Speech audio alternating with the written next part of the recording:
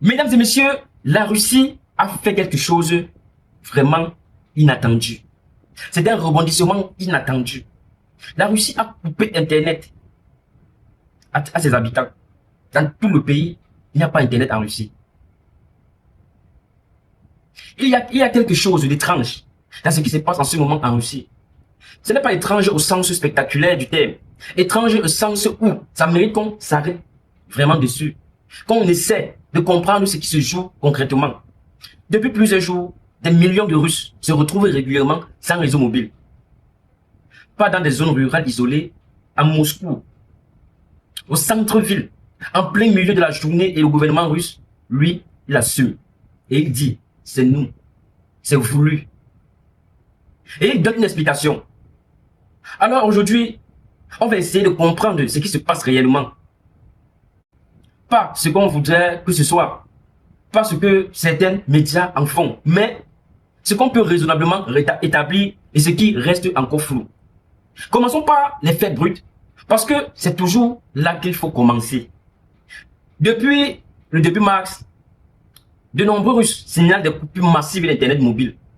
La 4G, la 5G coupée, sans préavis, sans explication immédiate.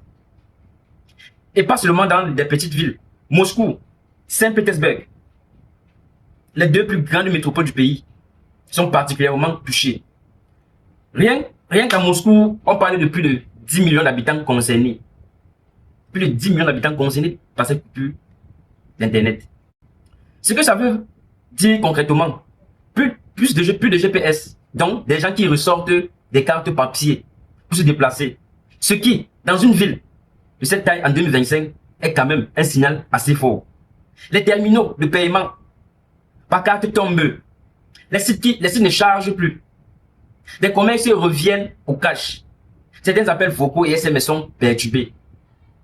Des estimations évoquent des millions d'euros de pertes pour les économies locales, même si ces chiffres restent difficiles à vérifier avec précision. Voilà pour ce qui est observable, documenté, rapporté par de nombreuses sources locales et internationales. Maintenant, l'explication officielle. Le gouvernement russe ne nie pas être responsable. Au contraire, il assume ces coupures et les justifie par des raisons de sécurité nationale. L'argument principal, ces interruptions de réseau rendraient plus difficile le guidage à distance des drones ukrainiens. Les autorités affirment agir, je cite, en stricte conformité avec la loi. C'est important de noter ça, il ne s'agit pas d'une fuite, pas d'un dysfonctionnement technique qu'on essaie de cacher. C'est une politique assumée, revendiquée. Et c'est là que les choses deviennent intéressantes. Parce que cet argument soulève immédiatement une question concrète. Est-ce qu'il tient? Sur le fond, l'idée que couper le réseau mobile civil puisse perturber des opérations de drones militaires ukrainiens, elle est contestée. Des experts en sécurité numérique et des ONG spécialisés font remarquer que les attaques de drones ukrainiens continuent malgré ces coupures. Ce qui suggère au minimum que l'efficacité de cette mesure est loin d'être prouvée. Est-ce que ça veut dire que l'explication est entièrement fausse? Pas forcément. Est-ce que ça veut dire qu'elle est peut-être incomplète, voire qu'elle sert aussi d'autres choses? C'est là que beaucoup d'observateurs posent des questions légitimes. Pour comprendre pourquoi, il faut élargir le cadre.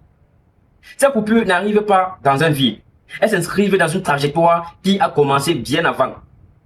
Dès 2019, la Russie a adopté ce qu'on appelle la loi sur le Runet. Un projet visant à créer un Internet national potentiellement déconnectable du reste du monde, sur lequel l'État pourrait exercer un contrôle étroit sur les flux d'informations. L'idée, c'est de pouvoir techniquement faire fonctionner un Internet russe en vase clos, avec les plateformes et les contenus que l'État autorise et rien d'autre. Ce projet existait avant la guerre en Ukraine, mais depuis le début de l'invasion à grande échelle en 2022, son déploiement s'est nettement accéléré. Concrètement, qu'est-ce qui a déjà été fait? La Russie a censuré ou fortement restreint la quasi-totalité des médias étrangers accessibles en ligne. Elle a limité drastiquement les discours qui écartent de la ligne officielle sur la guerre. Des messageries très utilisées comme WhatsApp ou Telegram font l'objet de restrictions importantes. Les autorités les accusent de ne pas respecter la légalisation russe sur les données. Et depuis peu, même les VPN, ces outils qui permettent de contourner les blocages en simulant une connexion depuis un autre pays, sont activement ciblés. Des dizaines de services VPN ont été bloqués ou rendus très difficiles d'accès. Dans ce contexte, beaucoup d'analystes lisent ces coupures Internet non pas comme une simple mesure de sécurité potentielle, mais comme un test grandeur nature. Un test de quoi? D'un modèle où seules certaines plateformes continueraient de fonctionner. Les plateformes russes sous contrôle de l'État, pendant que tout le reste peut être coupé à la demande.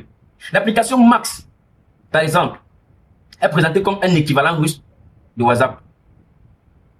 Elle n'est pas chiffrée de bout en bout, ce qui signifie que les messages qui y transitent seraient potentiellement accessibles aux autorités.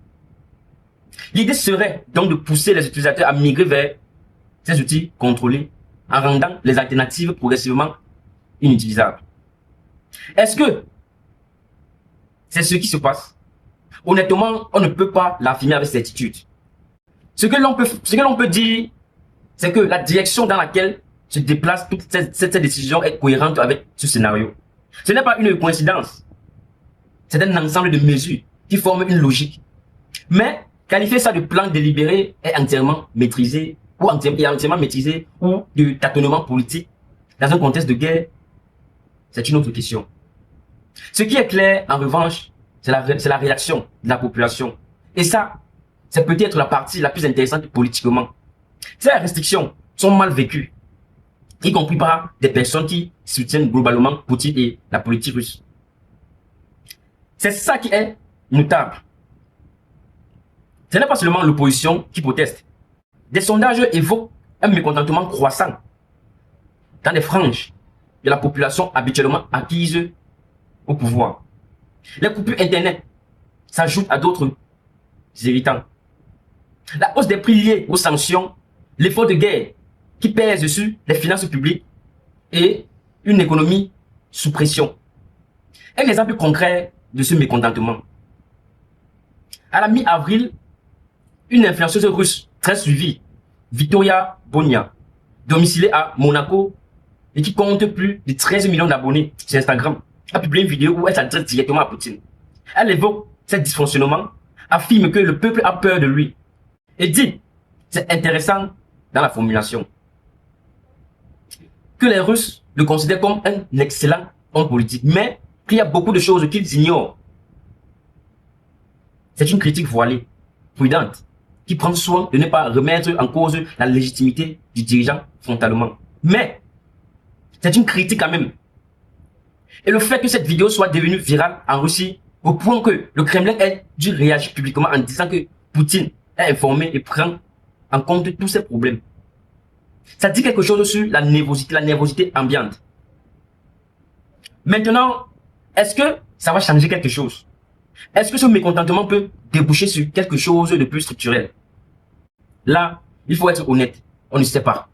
Ce qu'on sait, c'est que les manifestations sont pratiquement impossibles en Russie depuis le début de la guerre.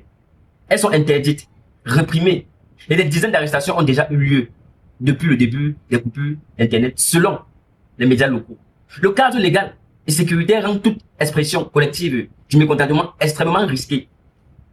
Donc, l'idée que ce mécontentement se transformerait en court terme en pression politique significative, c'est possible, mais ce serait très spéculatif de ma part de l'affirmer. Prenons un peu de recul sur ce que tout ça révèle à une échelle plus large. Ce qui se passe en Russie n'est pas totalement inédit dans l'histoire des États autoritaires. La tentation de contrôler l'information est aussi vieille que le pouvoir lui-même. Ce qui est nouveau, c'est l'outil Internet et la difficulté technique que ça représente. Parce que contrairement à la presse ou à la télévision, Internet est décentralisé par nature. Le contrôler complètement est techniquement très complexe.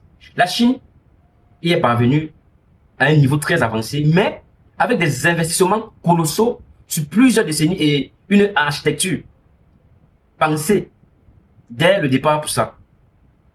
La Russie, elle fait ce travail en rattrapage, dans un contexte de guerre sous sanctions. Ce qui explique peut-être ces coupures massives et peu chirurgicales. Pas un système de filtrage fin, mais un coup de hache. Et c'est là où je veux terminer parce que c'est la question qui reste ouverte. Est-ce que la Russie va réussir à construire ce modèle d'Internet sous cloche? Est-ce techniquement réalisable dans les conditions actuelles? Est-ce que la population va s'adapter, résister ou simplement subir? On ne le sait pas encore. Ce qu'on peut observer, c'est une direction claire, des moyens mis en œuvre et une résistance